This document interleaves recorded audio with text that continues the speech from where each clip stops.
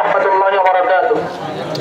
আমরা এই মুহূর্তে আমরা অবগত আছি যে গত পরশু 2 দিন আগে গাজীপুর থেকে আমাদের ভাই মসজিদের খতিব মোহাম্মদ মহিবুল্লাহ মিয়াজি হাফিজাহুল্লাহকে ইসলামের বিরুদ্ধে কথা না বলার কারণে, ইসলামের পক্ষে কথা না বলার কারণে এবং ইসলামের বিরুদ্ধে অবস্থান না করার কারণে ভারতে প্রচার করার জন্য হিন্দুত্ববাদী আকর্ষণীয় সংগঠন ইসকন জঙ্গিরা আমার ভাইকে গুম করে ভারতে পাচার করার উদ্দেশ্যে রওনা দিয়েছিল। এই রওনা দেওয়ার পরে যখন আমাদের জামাতানে হয়ে গেছে, তারা প্রচার করার জন্য যখন সক্ষম হয় না, তখন আমার ভাইয়ের প্যান্ট খুলে শরীর থেকে জামা খুলে তাকে শিকল দিয়ে কাছের সামনে ফেলে রেখেছিল।